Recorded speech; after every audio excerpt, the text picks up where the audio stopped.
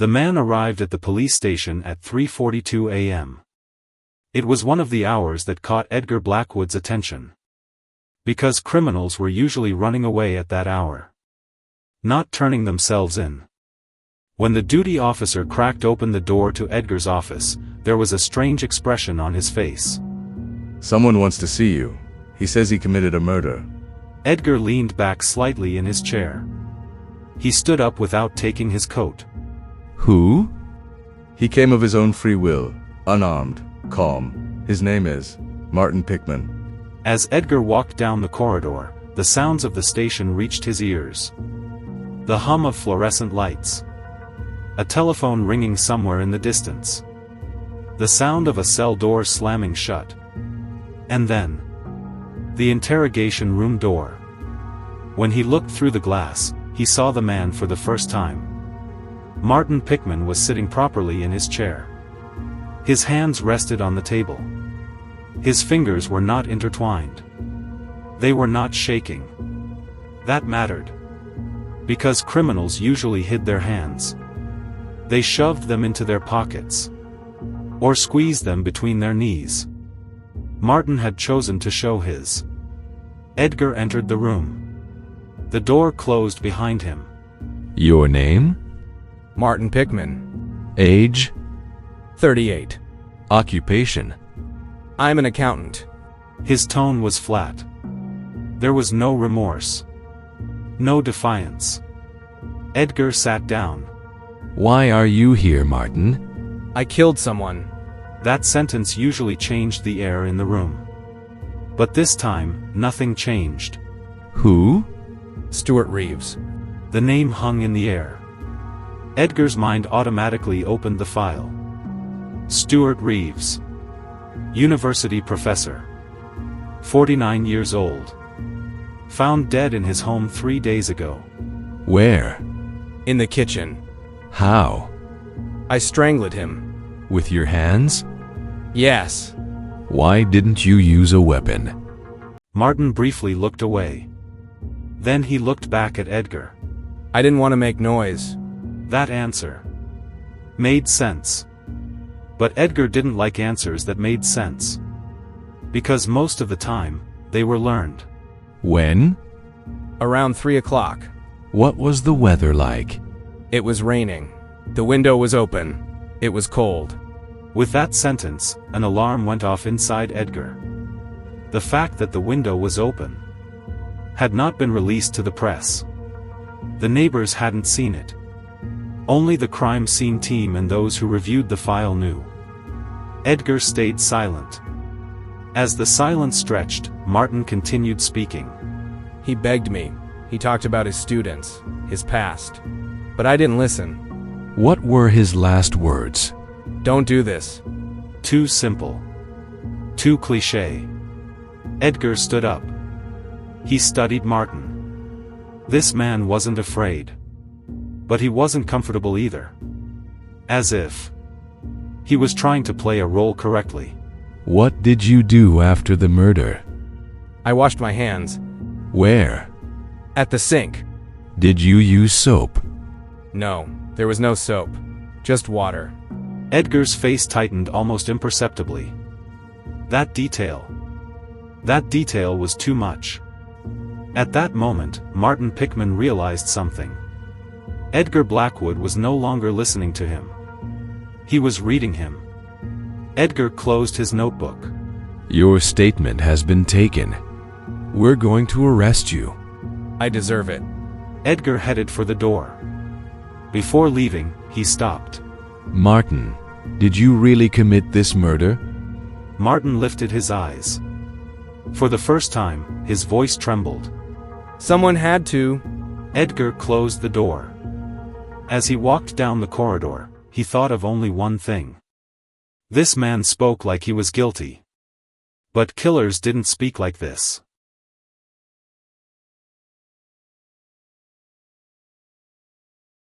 The interrogation room was small. Or rather, it had been deliberately kept small. The walls were a dirty off-white, tinged with yellow. The single bulb hanging from the ceiling cast a flickering light, illuminating the table more than necessary. The metal stove in the corner had long gone cold, but the smell of coal still lingered in the room. Martin Pickman sat in his chair. He hadn't taken off his jacket. He held his hat on his knees. Edgar Blackwood stood behind the one-way mirror. This side of the glass was dark. The other side was bright. That difference made people talk. Martin checked his watch. It was a pocket watch. Not cheap, but not flashy either. When Edgar entered the room, the door creaked. Let's continue. His voice was neither harsh nor soft. Just right. He didn't place a typewriter on the table. Typewriters made noise. Noise disrupted thinking. He only had his notebook. And a pencil. That night, why did you go to Stuart Reeves's house? Because someone had to stop him. Who? Me. When did you make that decision? That day. What time? In the late afternoon. Before it got dark, or after? After. Edgar nodded. In 1940, people described time by light more than by the clock. How did you enter the house? The door wasn't locked. Did you ring the bell? No. Why not? I knew he was inside. How did you know? The light was on. That was true. It was in the neighbor's statement. Which room? The living room. The kitchen? It was dark.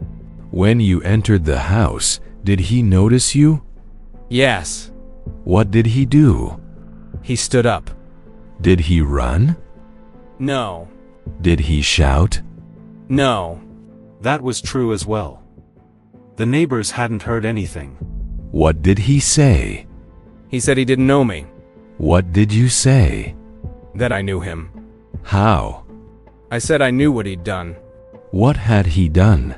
Young girls. What was happening at the academy? Files that were quietly closed. Those words. They weren't words people spoke easily in that era. How did you know these things? From the newspapers. Small stories. Buried at the bottom. What happened next? He begged. How? He said, "Please, don't do this." Edgar thought to himself. People don't talk like that. And then? I stepped toward him. From which side? His left. Edgar made a small mark in his notebook. Your hands? On his throat. Your thumbs? In front. How long did it last? Not long. How long? Not even a minute. Did he fall to the ground? No. Why not? Because he leaned against the wall. Which wall? The one next to the refrigerator. At that moment, the air in the room changed. Because in 1940, kitchens were small. Refrigerators were new. And that wall was the darkest corner of the house. And then? I waited for a while. Why? To make sure it was over. Did you check his breathing? Yes. How? I leaned down. Did you look at his face? No. Why not? I didn't want to look. That was the first time it felt real. You washed your hands. Yes. Soap? There wasn't any. A towel? I didn't use one. Edgar closed his notebook. He leaned back in his chair. In the 1940s, criminals didn't know much. But this man, he knew too much. Martin, how many times have you thought about what you just told me? What do you mean? What I mean is this. When people talk about something they've lived through, they pause. They forget. They say things wrong. But you told me a perfect story. This isn't a confession. This is a learned narrative. The door closed. Martin Pickman was left alone in the interrogation room. The cold from the stove's metal seeped into his bones. And for the first time, he gripped his hat tightly. As Edgar Blackwood walked down the corridor, he knew one thing. This man wasn't describing a murder. This man was reciting someone else's crime.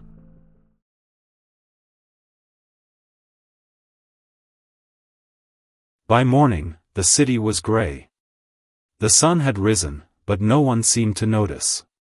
The city of the 1940s accepted light late in the day. As Edgar Blackwood climbed the steps of the station, he turned up the collar of his coat. In the corridor, typewriters were clattering. Tap. Tap. Tap. Each strike was a sentence. Each sentence pushed the truth a little further into a corner.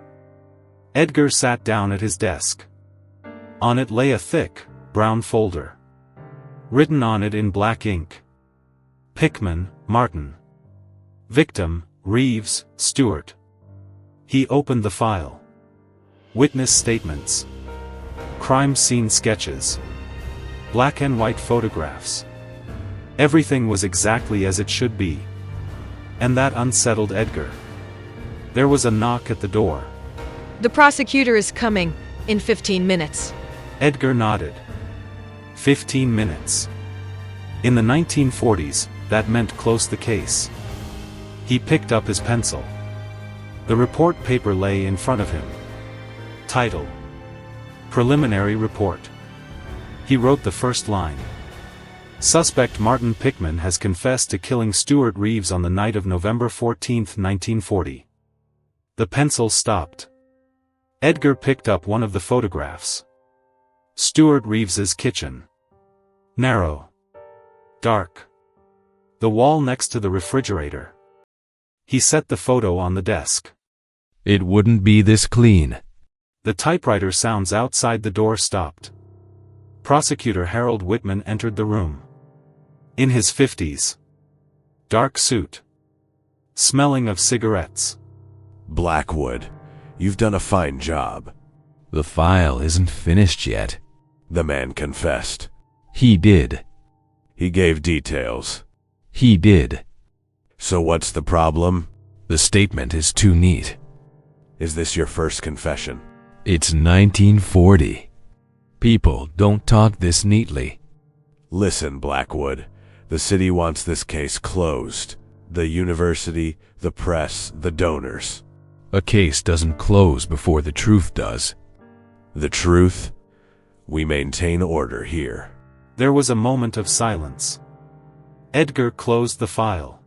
The man is guilty. Write that. I can't. That's not your job. It is my job to make sure the wrong man doesn't end up inside. The final decision is mine. Edgar picked up the pencil. For a moment. He actually considered writing. Then he tore the report in half. Whitman's eyes widened. What do you think you're doing? Edgar tore the second page. Then the third. The sound of tearing paper echoed through the room. This file is incomplete, and I won't sign an incomplete file. This will cost you your career. Edgar walked over to the trash bin. He dropped the torn pages inside. Careers recover. Mistakes don't. Whitman slammed the door and left. The room fell silent. Edgar looked at the trash. The torn pieces of the report. Like fragments of the truth. He stood there for a while. Then he bent down. Pulled the pieces out one by one. Placed them on the desk. He didn't write a report. Instead, he took a red pencil and wrote a single word on the file's cover. Suspended. He shelved the file.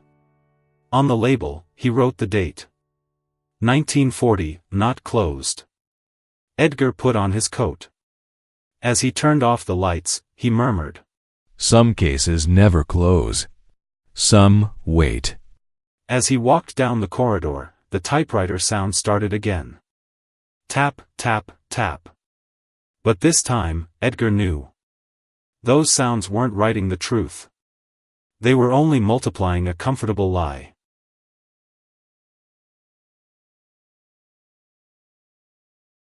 It was long past midnight. Only Edgar Blackwood remained on the upper floor of the station. The sounds from the holding cells downstairs had faded. The duty officer must have been dozing. The telephone was silent. Edgar turned on the lamp on his desk. The light illuminated a narrow space. Everything else stayed in shadow. These hours were the hours when the truth spoke. He opened the file again. Stuart Reeves. A face. A life. A corpse. He laid the photographs out on the desk one by one. Black and white frames. Each of them had frozen time. The kitchen. The door. The floor. The sink. And the wall. Edgar picked up the photograph. The wall next to the refrigerator. At first, there was nothing. Then, he shifted the light slightly to the side. There it was. Very small. Very faint. A scratch. No. Not a scratch. A mark. As if it had been scraped with a fingernail. Not deep. But done in haste. Edgar didn't have a machine to enlarge photographs. In 1940, not everyone had such things anyway. Instead, he held the photo closer to the lamp. Tilted the light. Played with the shadows. The mark slowly took shape. A letter. M. Edgar leaned back in his chair. No. This can't be. He checked the photographs again. The ones taken from different angles. The same wall. The same mark. No one had written this into the report. Because no one had noticed it. But Edgar had. He opened his notebook. Jotted down a note in pencil. Wall, fingernail mark, letter. Then he stopped. Martin Pickman's statement echoed in his mind. He leaned against the wall. Edgar closed his eyes. When Stuart Reeves's body had been found, it had been turned slightly to the right. And the wall was on his left. Which meant... Edgar sprang to his feet. No. He couldn't have seen that wall. When a person is being strangled. When their breath is cut off. When darkness begins to close in. They don't look at the wall. They don't carve a letter. And most importantly, Martin Pickman had never mentioned this letter. But Edgar wrote another sentence in his notebook. He knew the man leaned against the wall, even though he never saw this detail. That kind of knowledge existed in only two kinds of people. The one who committed the murder. And the one who heard it from the murderer. Edgar grabbed his coat. He went down to the basement of the station. The cell corridor was cold. Damp. Moisture seeped down the walls. Martin Pickman sat in his cell. His back was turned to the wall. His head rested on his knees. Edgar stopped in front of the bars. Martin, can't sleep. You said Stuart Reeves leaned against a wall. Yes. That wall. There's a mark on that wall. A letter. Martin's face went pale. I didn't see it. You didn't. That's exactly it. But you knew. Someone told you. Told you it was there. Even told you how he was standing. He was there. Before me. Who? I don't know his name. But he found you. Yes. And he taught you everything. I just wanted it to end. Edgar straightened up. Now he was certain. This man was not the killer.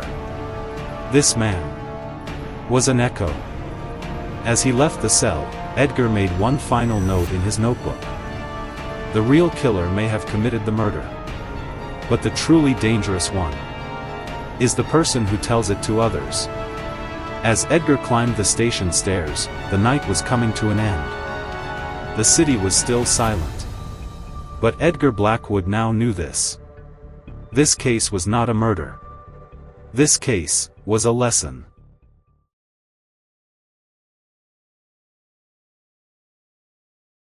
By morning, the station had woken up. Typewriters were running again. The smell of coffee had spread through the corridors. Newspaper pages rustled. But the basement was still night. As Edgar Blackwood descended the stairs, he counted his steps. He always did. It calmed him. When Martin Pickman was taken out of his cell, he didn't see the sun. He was brought into the interrogation room. The same room. The same table. The same bulb. But this time, Martin was different. He had no hat. His jacket was wrinkled. He could no longer hide his hands. Edgar entered. Closed the door. Sat down. This is the second interrogation. And this time, we're not telling stories. I told you everything. No. You told me what you were taught. Silence. The bulb flickered slightly. Who came to you, Martin? Even if you don't know his name. Tell me what he looked like. He was tall, thin. He never raised his voice. Where did he find you? After work, on the street. As if he'd been watching me for a long time. Edgar didn't take notes. He just listened. What did he say? We're letting the wrong man live, he said, and no one is fixing it. Was he talking about Stuart Reeves? Yes. Did he say he killed him? No, but he told me how he died. The details? All of them. The wall? Yes. The letter? M. He tried to leave something behind, but he failed. Edgar thought to himself. So he had succeeded. What did he offer you? Martin laughed. But the laugh was hollow. Nothing. He only said this. If you say it, no one will ever look at me. And he was right. They're going to hang me, aren't they? But he's still out there. Yes. That single word made Martin's shoulders slump. Then why am I here? Why am I still alive?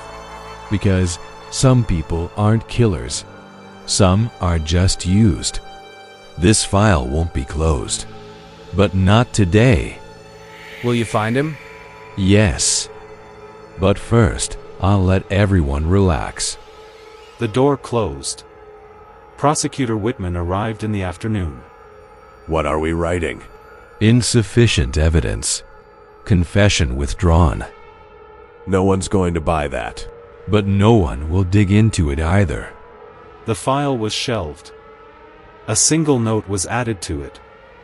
Open, under observation. Martin Pickman was not brought to trial. The story appeared in the newspapers as a small item.